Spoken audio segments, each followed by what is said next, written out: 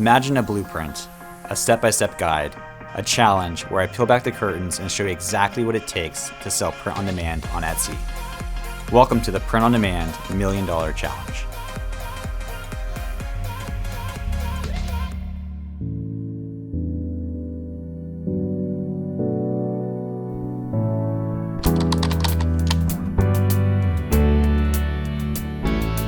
Welcome to episode 3. At this point, we've found 4 different products that we're going to launch on our Etsy store with the potential of helping us reach our goal of $1 million revenue in the next 12 months.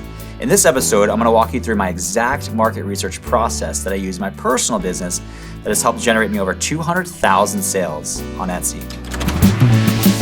For someone that's thinking about selling print on demand, do you feel that Etsy is saturated? I think that Etsy is more saturated than it was when I initially got my start. As a result, I feel like the bar has been raised in terms of what it takes to be successful selling print on demand on Etsy. There's competition around you. Accept that. It's okay.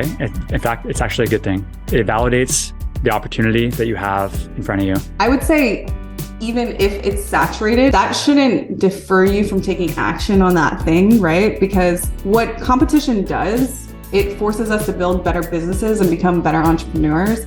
Amazon saturated, Etsy saturated, Walmart saturated, eBay saturated. Getting your own website live is saturated and being able to get seen. Just because that just means there's a lot of people there, but they're there for a reason.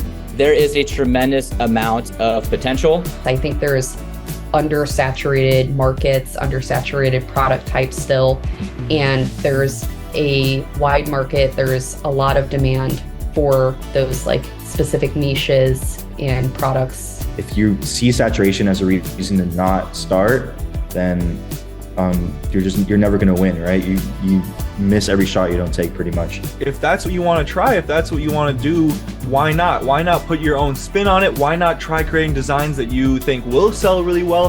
Why not try it? Saturation, a lot of people look at it as the bad thing, but that really means that there's a set price point. There's lots of buyers in here, and there's room for you to come in here and actually see some movement. The world on the internet is just growing and growing, and especially Etsy is growing. The amount that Etsy is growing each year is just exponential. More and more customers are recognizing Etsy as a household name. There is still so much potential. The reason why having such a strong market research process is important is because it takes just as much time to launch a product design that does not sell as it does to launch a design that does sell. So the more time that we can spend launching designs that do sell, the better ROI we'll get for our time. Like, how powerful would it be when you launch a new listing that you have confidence that it will sell and it will sell well?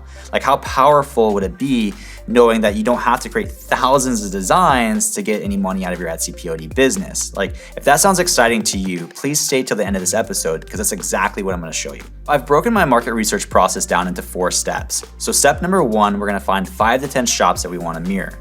Step number 2 is we're going to scrape all shop listings.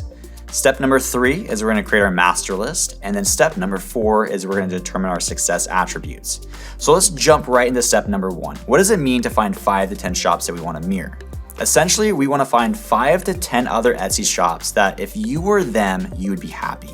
They are now where you want to be in your Etsy POD business. They're selling the same product that you want to sell. Like, for example, apparel. They are selling the same niches that you want to sell in. So I don't believe in having a niche specific shop like just pet products, for example, but I personally probably won't sell maybe political shirts or vulgar shirts or gothic shirts, but any traditional mom tee I'd be happy with. So the same niches that you'd be happy with selling in, they are selling at the same sales velocity that you want to sell at. So this is dependent upon you and what you want out of your business. Like, if your goal is to get to $3,000 per month profit, maybe 10, 20 sales per day. If it's to get a little bit more, maybe 15, 20 sales a day. And the big one is that they are new, right? Like, we are launching a brand new Etsy store. So we want to find somebody who is doing well today that also had to carve their spot in the market today. We don't want to find somebody that's doing good today, but it took them 10 years of ranking and work to get to that point. So we want to find somebody who launched in the last 1 to 3 years. So we're going to find 5 to 10 people that meet that criteria. And the way that I do that is I go over to Etsy and I search just a generic search term for the product type. Like, for example, mom shirt. And then at this point, I'm gonna start just clicking into different listings to see if I can find a shop that is selling nice designs, that is doing well, and is fairly new. So I'm gonna go ahead and I'm gonna click into this shop that we found in our previous example. Click onto their shop name, Custom Trendy Shirts. And I wanna see, are they doing well? They've done 64,000 sales, but did they do 64,000 sales in the last 10 years? Or did they do 64,000 sales in the last 10 months? And the way that I find that out is I scroll down to the bottom. And sometimes Etsy will show the year that they launched right here below the reviews. If it does not show that, what I do is I click on the oldest review, and it shows that they're one of their oldest reviews. So essentially, probably when they launched is March 29th, 2022. So this shop is about 1 year old. So they were able to do 64,000 sales in the last 1 year. So they were able to launch 1 year ago, carve their spot in the market with today's competition, and get 64,000 sales selling trendy shirts that I would be okay with selling. So what I'm gonna do is I'm gonna make note of this shop, and I'm gonna go and try to find 9 more shops just like this. And I'm gonna go ahead and do that now. All right, so I've gone ahead and I found 9 more shops that I would like to mirror. They all sell apparel. They all launched in the last 1 to 3 years. They are all selling designs that I would like to sell, and they are selling at a sales velocity that I would be okay with selling at. For example, the Custom Trendy Shirts, they launched a year ago, 64,000 sales. This one here launched a year ago, 40,000 sales. A year ago, 30,000 sales. So I'd be happy with being any one of these. And if we were any one of these 10 shops, we would be able to help meet our goal of $1 million revenue in the next 12 months. So now that you have your 10 shops found, the next thing that we want to do, step number 2, is we're going to scrape all shop listings. So what that means is we're going to click into the shop. So the first one that we're going to do is the Custom Trendy Shirts. We're going to go over to Everbee, click on Product Analytics, and then we're going to click on Analyze More Listings. And what this is doing is it's scraping the entire shop. It pulled all 2,499 listings from the shop. Next, we're going to go ahead and click on Export. And Everbee is going to go ahead and email you an Excel file with all of this information. We're going to do this for all 10 shops. All right, so once you've scraped all 10 shops using the Everbee Chrome extension, they will email them all to your email. What we're gonna do next is we're gonna click onto the file. We're gonna open it with Google Sheets. And what I like to do is I like to click onto the shop name here and rename the file as the shop name. I then like to go over to File, Move, and move all of these into a folder so I can save them all into one spot. Alrighty, so once you have all of your scraped shops into one saved folder, we're gonna move on to step number 3, and that's to create a master list. So to do that, we're gonna create a new Google Sheet in this folder, and I'm gonna title it Master List. So what we're gonna do is we have 10 different Google Sheets with 10 different shops. What we're gonna do is we're gonna take all that information and we're gonna compile it into one master list. Essentially, we're gonna take shop number 1, copy and paste it into the master list. We're gonna take shop number 2, copy and paste that below shop number 1. Shop number 3 below shop number 2, and so forth until we have all shops copied and pasted into one master list. So to do that, let's go back over to our folder. Let's open up our first shop here. We're gonna go ahead and click on Control A to select everything, Control C to copy, go back over to our master list, and Control V to paste. So this is shop number 1 in our master list. Next, we're gonna scroll down to the very bottom, and I'm gonna go ahead and I'm gonna change this from 1,000 to 10, and I'm gonna add 10 rows. We're gonna go back over to our folder, and we're gonna click into shop number 2. We're gonna select all, we're gonna copy, we're gonna go back over to our master list, and we're gonna paste it all the way to the far left column A, right below shop number 1. One thing to keep note of here is after you paste shop number 2, you need to delete this header row right here. So right click, click on delete row, scroll down to the bottom. Let's add 10 more rows and go copy shop number 3. So I'm gonna go ahead and I'm gonna continue this process until I have all 10 shops copied and pasted into our master list.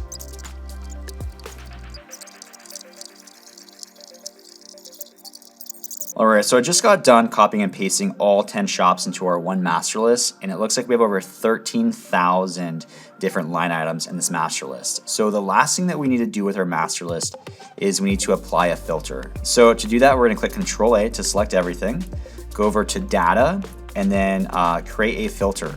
And what this allows us to do is it allows us to filter the data or add conditions to the data so we can leverage it more better. And the filter that I do is I go over to estimated monthly sales, this column right here, and I want to filter this from Z to A. And essentially what that means is it's going to take the 13,000 different line items across the 10 different Etsy shops and organize that from greatest to least. So I don't know if you noticed it, but something powerful just happened, right? So going into this episode, we defined our definition of success, what we want in our business from this product category, apparel. We went out and we found 10 different shops that are doing what we would be happy to be doing. We extracted all of the information from their shop and we compiled it all into one master list and filtered that from greatest to least. So we didn't just compile all the information from one shop, a small sample size of one shop. We found 10 shops that are all doing well.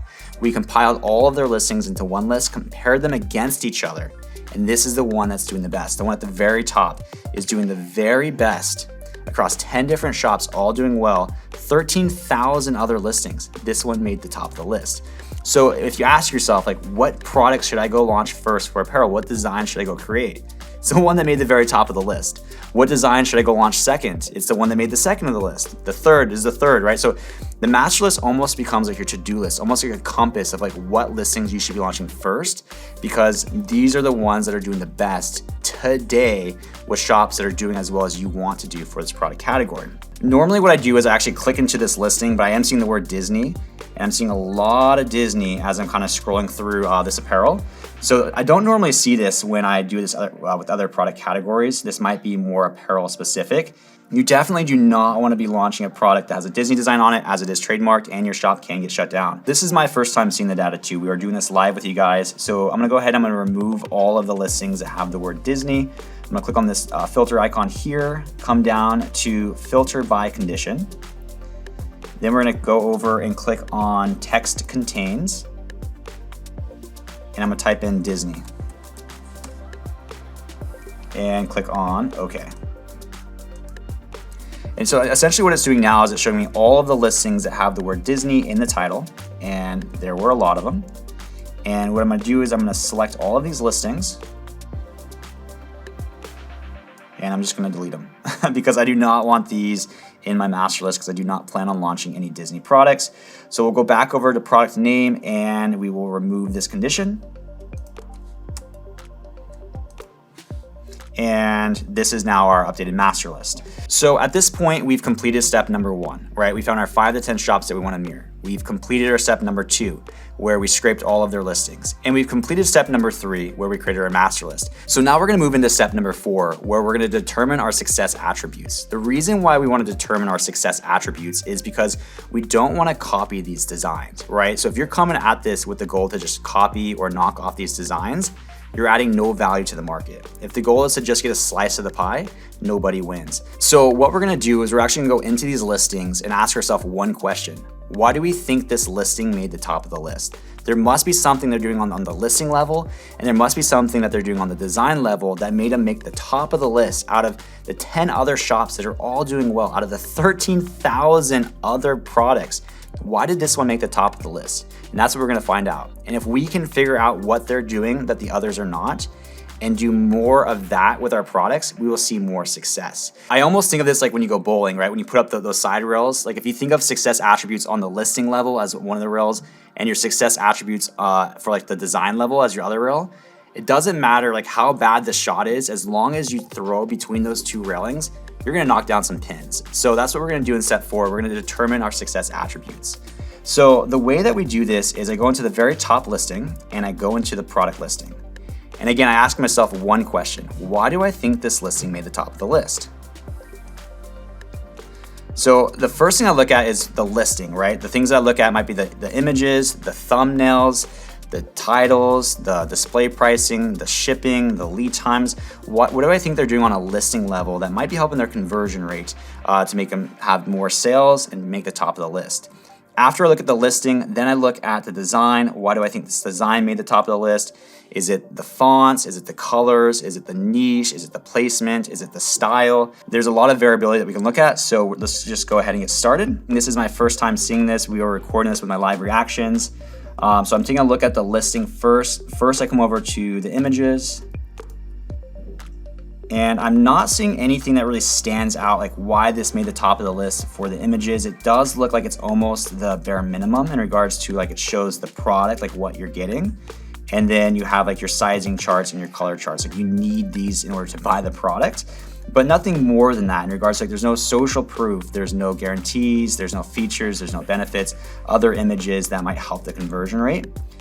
Coming over to now the right-hand side of the listing, I do see that they have a display price. Whenever you see this plus sign, they have a display price. I am a big believer in having a lower display price, so that way it helps click through.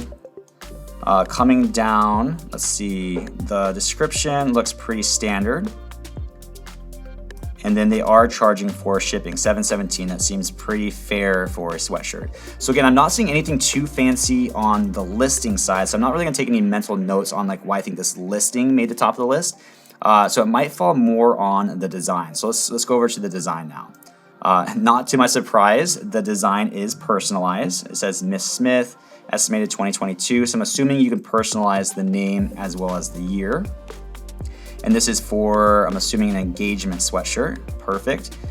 Things that I'm noticing is it's a nice, simple design. It's white, so this one actually is not in color. Center chest, and it's not too flashy, not too loud.